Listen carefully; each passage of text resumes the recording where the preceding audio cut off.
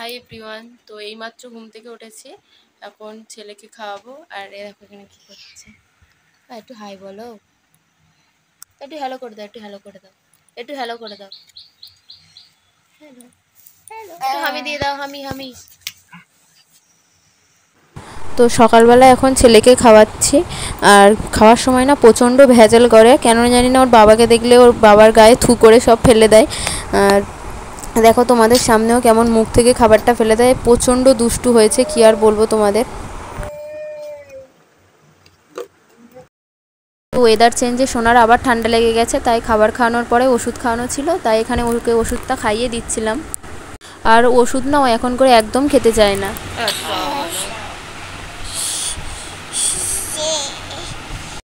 আর ছেলেকে ঘুম পাড়িয়ে দিয়ে আমি এখানে স্নান করতে চলে গিয়েছিলাম। আর বাইরে দেখো কেমন রোদ বার হয়েছে, যেদিন রোদ বার করবে তো পুরো কাঠ ফাটানো রোদ বার করবে।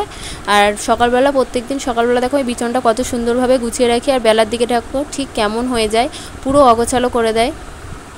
তারপরে তো আমি এখানে পাখা ধরাতে চলে এসেছিলাম। আর এই পাখা ধরানোটাও আমার কাছে এখন অনেকটাই সহজ হয়ে গেছে।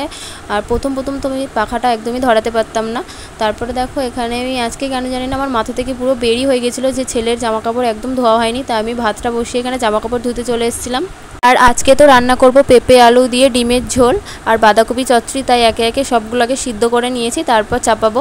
আর এখানে দেখো আমি ডিমের ঝোল করার পরই ছেলে উঠে গিয়েছিলো, তাই ছেলেকে স্নান করিয়ে টিপ পরিয়ে দিয়েছিলাম। আর ওনা টিপটা একদমই পড়াতে দেয় না। আর তারপরে দেখো সোনাকেও দিদার কোলে দিয়ে আমি এখানে চচ্চড়িটা চাপিয়ে দিয়েছি। আজকে হয়েছিল চিংড়ি মাছ দিয়ে বাঁধাকপি চচ্চড়ি আর শাক ভাজা। আর আমাদের মাঠের ধারে বাড়ি তো, তাই একটু শাক ভাজাটা বেশি। তারপর ছেলেকে ঘুম পাড়িয়ে প্রচণ্ড দুষ্টুমি করছিল, তাই ক্যামেরাটা অন করা হয়নি। আর ছেলেকে ঘুম পাড়িয়ে দিয়ে আমি একটু শুয়ে পড়েছিলাম। দুপুরবেলা না ঘুমালে না মাথাটা প্রচণ্ড যন্ত্রণা করে। আর ঘুম থেকে উঠে ছেলেকে নিয়ে একটু বাইরে ঘুরছিলাম উঠোনে গাড়ি করে। আর ছেলেকে এখন বিকেলবেলা দুধ মুড়ি খাওয়াচ্ছি, অন্য কিছু খাওয়াচ্ছি না, কারণ যদি সর্দিটা বেড়ে যায় তার জন্য। আর এখানে রাত্রে ভাত বসিয়ে দিয়েছি।